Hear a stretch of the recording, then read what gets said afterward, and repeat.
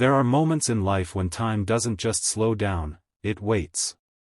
The room had 50 people in it, but all eyes were on one man standing in the back corner, arms crossed, quiet, calculating. That man was Denzel Washington. The setting? A prestigious East Coast University auditorium, packed with faculty, students, and donors. The event, a special guest lecture by renowned calculus professor Dr. Hayden Clive, titled, "Why Art Can't Do Math." Yes, that was the title. The invitation had been sent to Denzel Washington weeks earlier as a symbolic gesture. No one expected him to show up. Why would he? He was an actor. A star. A man of scripts and stages, not sigma notation and proofs. But Denzel had shown up. Alone. No entourage. No press. Just him and a quiet smirk as he took a seat in the last row. Dr. Clive, with his trademark bow tie and theatrical arrogance, clicked through his slides with flair. Art, he declared, is emotion. Math is logic. The two do not, and cannot, mix. It's charming to pretend they can. But the laws of mathematics aren't impressed by Academy Awards. Laughter. Denzel didn't move. Then the professor said it. Imagine asking Denzel Washington to derive the Schrödinger equation. Now that would be entertaining. The room erupted. Phones lit up. A few students snuck glances at Denzel. Still, he didn't flinch. Dr. Clive paced, feeding off the attention. No offense to our guest, of course. But the truth is, calculus is a language most artists simply cannot speak.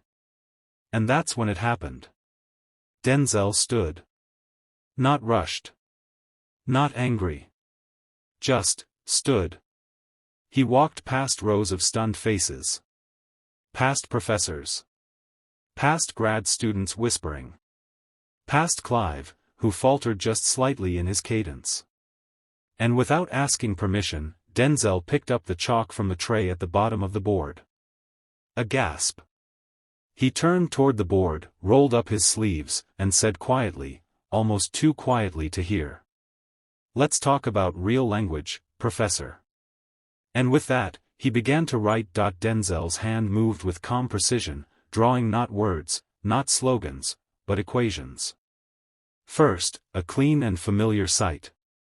F(x) equals lim, delta x0, f, x plus delta x, minus f, x, slash delta x.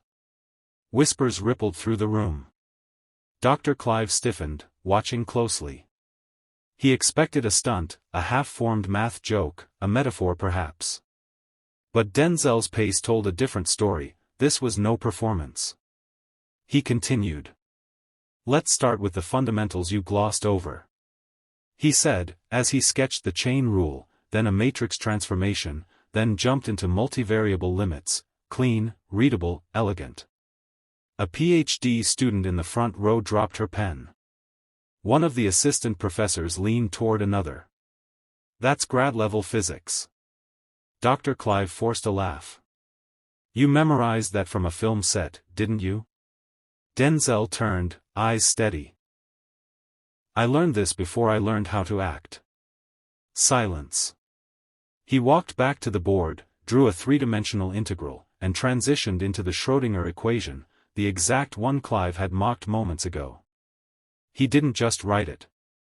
He derived it, step by step, narrating softly like a teacher at a blackboard, not a Hollywood icon. "I studied electrical engineering before acting. Quantum mechanics was part of my foundation. You just assumed I couldn't speak your language, Professor. But I didn't forget. I just chose a louder microphone." Gasps became applause. Not wild or chaotic, more like reverence.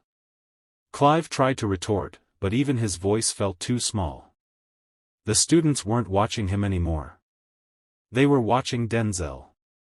Denzel paused, turned, and faced the room. "Math is more than numbers. It's truth. And truth doesn't care if you wear a lab coat or hold a script. He dropped the chalk on the tray with a soft click, and the room exhaled as if someone had just defused a bomb.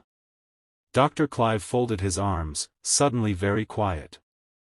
Denzel returned to his seat, unbothered.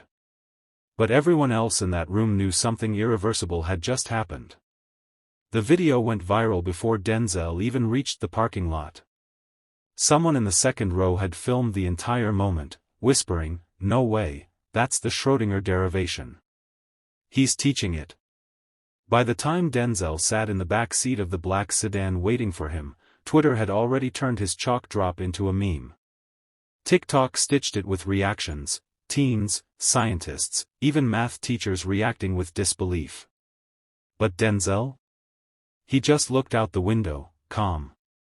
"Sir," his driver asked gently, "was that real?" Denzel gave the slightest grin. "Every number of it." Meanwhile, back at the university, Clive was cornered by reporters. "Is it true you tried to embarrass him? Do you stand by your claim that actors can't handle calculus? Do you owe Mr. Washington an apology?" Clive fumbled. I was making a larger point about specialization in disciplines. This was misinterpreted. Performance art isn't. But it was too late. The internet had crowned Denzel the king of clapping back with calculus. News anchors debated it on primetime. CNN ran the cheerin'. Actor school's professor in quantum math, internet explodes. Fox News. Woke university guest outsmarts its own faculty. Even Neil deGrasse Tyson tweeted. Turns out Denzel didn't just play Malcolm X. He is that sharp. What the public didn't know, yet, was the real reason Denzel knew all that math. And that story was about to break next. A Stanford professor named Dr. Elisa Reinhardt, who had taught in the 1980s, shared a post late that night. It read, "I once had a quiet student who stayed after every class asking about tensor fields, eigenvalues, and particle wave duality. He said it wasn't for a grade. He said he just wanted to understand the universe a little better." His name? Denzel Washington. The internet didn't just lose it, it imploded. But Denzel wasn't done yet. The next morning, Denzel was on the front page of every digital outlet, not for a new film, but for a silent revolution in perception. Denzel Washington, the hidden mind behind the fame. He didn't just memorize lines, he studied the language of the universe. Meanwhile, at the university, something extraordinary was happening. Students, the same ones who had laughed along with Dr. Clive, were lining up outside the math department's bulletin board, where a new petition was posted, requesting Denzel Washington as guest lecturer for advanced theoretical math. Within hours, it had over 15,000 signatures. Inside his office, Clive sat in a stiff leather chair, still fuming. The world had flipped on him. His smugness was being dissected, memed, and mocked. For the first time in his career, the board had summoned him for a closed-door review. But the damage wasn't just to his ego, it was to the illusion that intellectual arrogance is a shield against reality. Meanwhile, Denzel agreed to a quiet, invitation-only panel at MIT. Not public. No media. Just brilliant young minds, notebooks in hand, eager to learn. A moderator asked him, "Why didn't you ever tell the world you had this background in mathematics?" Denzel smiled. "Because the world's obsessed with boxes. You're either this or that. Actor or academic. I've always believed, why not both? The chalk and the camera aren't enemies, they just speak in different accents." The room went silent, not in confusion, but in recognition. That sentence would become a quote etched on screensavers, laptop stickers, and even a mural in the MIT library 3 weeks later. One student raised his hand. "Do you still think in equations?" Denzel nodded. "Every role I play, every choice I make. I calculate the variables before I step into the frame." The students didn't clap. They leaned in. They wanted more. And Denzel, finally, was ready to give it. Back in Hollywood, agents and producers were scrambling to catch up. Why didn't we know this? He studied at Fordham, but also took physics at Caltech. Get him in the next sci-fi, now. But Denzel wasn't returning calls. Not the studios, not the networks, not even his publicists. He was doing something else. He was writing. Not a memoir. Not a screenplay. But a white paper. Title: The Role of Emotion in Logic, Why Empathy is the Highest Form of Intelligence. It wasn't theoretical, it was personal. The paper opened with a memory. I was 12 when I first solved a proof my older cousin couldn't. He told me, "You think too much." I told him, "I think just enough to feel what numbers can't say out loud." By the end of the week, that paper had been requested by Princeton, Yale, and Oxford. Not because it was celebrity-written, but because it wasn't. Meanwhile, Dr. Clive had gone on a podcast to clear the air. It backfired instantly. Host: Do you still stand by your statement that actors can't handle math? Clive, flustered. I meant the average actor. Obviously Mr. Washington is a rare case. The comments tore him apart. Translation: He's the exception, not the rule. How convenient. You got schooled, Clive. Hold the L and move on. Denzel didn't destroy you, your ego did. But for Denzel, it was never about destruction. It was about revelation. And that revelation had just reached the White House. The president, a fan of Denzel's films, requested a private meeting. Inside the Roosevelt Room, Denzel sat across from senior advisors, educators, and STEM leaders. The president said, "Mr. Washington, you've reignited national interest in math and science, especially among minority youth. We'd like your help." Denzel leaned forward, calm and measured. "Only if it's real. Not symbolic. I don't want my face on a poster. I want chalk in my hand. And I want to teach." Silence. Then. "You've got it." Something bigger was forming. Something that would make what happened in that university classroom feel like just the spark before the fire. They called it the Equation Initiative, a federal program co-developed with Denzel to reintegrate advanced mathematics and critical thinking into underserved schools across America. But Denzel didn't just lend his name. He showed up. In faded jeans, chalk dust on his sleeves, he walked into a Detroit public high school one crisp Monday morning and stunned everyone, especially the students.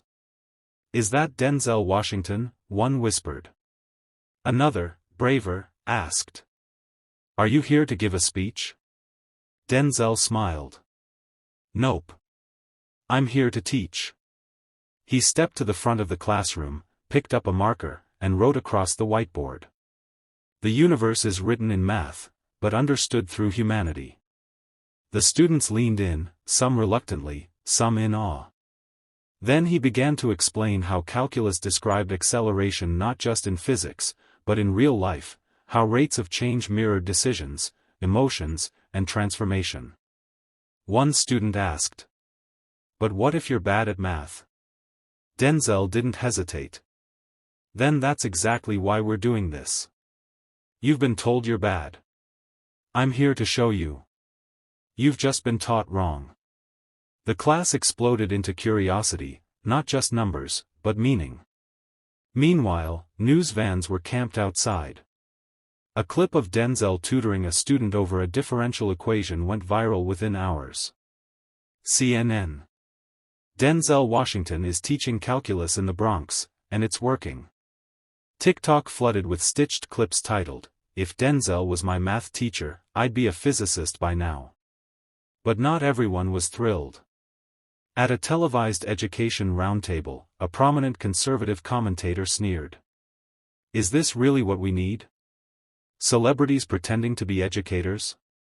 The moderator tried to pivot, but Denzel, who was watching live, stood and walked straight to the studio doors. The cameras kept rolling as he entered. "You think this is pretend?" he said calmly. "Then maybe it's time you watched someone show their work." The room froze. And just like that, Denzel rewrote the rules again. The studio hadn't planned for this. There was no segment titled "Denzel Confronts the Panel." But there he was, standing under the stage lights, no script, no teleprompter, just presence.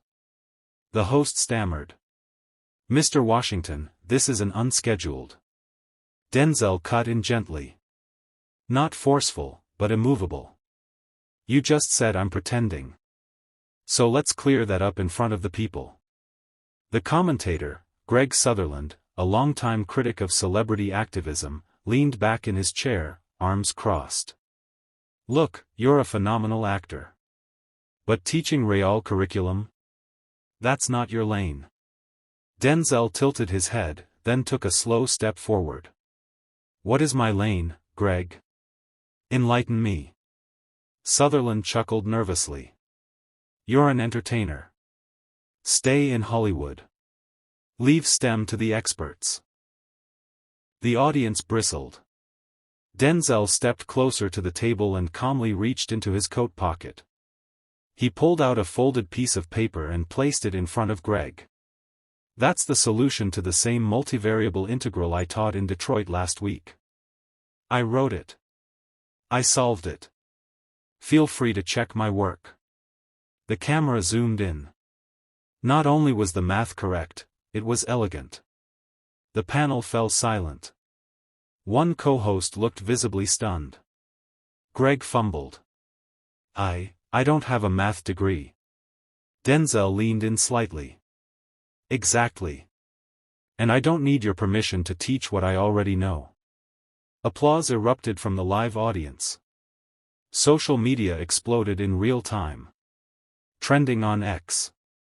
Hashtag Denzel teaches America. Hashtag stay in your lane got reversed. Clips of Denzel calmly confronting Greg were reposted with captions like, "When intelligence walks in, arrogance shuts up." He didn't raise his voice, he raised the standard. But Denzel didn't stay for the applause. He gave one nod to the crowd, looked directly into the camera, and said, "We're not waiting for the system to fix itself. We are the system now." And just like that, he turned and walked off stage. America wasn't watching an actor anymore. They were watching a movement. The next morning, Denzel's clip was playing on every screen, from Times Square to a small classroom TV in Mississippi. It wasn't just viral. It was historic. But while the internet turned him into a symbol, Denzel was already 3 steps ahead. He was in a quiet cafe in Atlanta, notebook open, meeting with an unlikely guest. Morgan Freeman. The two legends sat across from each other, not as actors, but as thinkers. Morgan, sipping coffee, raised an eyebrow. "You shook up the whole country with a piece of chalk." Denzel smiled. "Funny, huh? All I did was remind them that intelligence doesn't come with a dress code." Morgan nodded slowly. "They need more than that now. They need a blueprint." Denzel slid a folder across the table. Inside was the early framework of a nationwide mentorship initiative, the Chalk Line Project, a plan to pair retired scientists, engineers, and mathematicians with public school classrooms, starting in the communities most often left behind. Morgan scanned it, impressed. "This is more than school reform. This is rebuilding the spine of education." Denzel. "Exactly. We make learning visible again. Make wisdom cool again." That night, the two men recorded a joint video, raw, unedited, just them in a room, talking purpose. Morgan looked into the camera and said, "We've spent our lives telling stories that inspired people. Now it's time to help them build their own." Denzel followed. "This isn't about me. It's about all the kids who think they're not smart enough. You are. They just forgot to tell you." The video hit 40 million views in 48 hours. Donations poured in. Volunteers signed up. Local school boards held emergency meetings. Even the Secretary of Education released a statement calling the project the most inspiring grassroots academic movement in decades. But for Denzel, it wasn't about headlines or hashtags. It was about the next classroom. The next kid. The next proof waiting to be solved, not just on a board, but in a life. It was a rainy Thursday when Denzel stepped into Garfield High School in Seattle, the very school where Jamie Escalante once revolutionized calculus education. But today, it wasn't just about math. It was about legacy. The auditorium was packed. Not with parents or press, but with students, lined shoulder to shoulder, buzzing with something rare, anticipation. Denzel stepped onto the stage in a plain sweater and jeans. No script. No spotlight tricks. Just a whiteboard behind him and a marker in his hand. He turned to the crowd. How many of you have ever been told you're not smart enough? Dozens of hands rose. He nodded. That's not your truth. That's their fear. Because when you start solving things, you stop accepting them. He turned to the board and wrote. X equals courage. Y equals curiosity. Z equals your future. Then he said. Every equation you solve, every question you ask, is a rebellion against silence. The students were locked in. In the back row, a quiet girl named Kiara stood up. Mr. Washington, do you really believe someone like me can do what you do? He looked at her, deeply, and replied. I don't believe it. I expect it. That sentence, captured by a student's phone, would go on to be quoted in TED Talks, school walls, even tattooed on someone's forearm 6 months later. And as the crowd rose in applause, something unexpected happened. Dr. Clive, the same professor who had mocked Denzel, stepped into the room. He waited until the applause died down, then raised a hand. May I say something? The students hesitated. Denzel gave a single nod. Clive walked up slowly, eyes lowered. I was wrong. You weren't just right. You were necessary.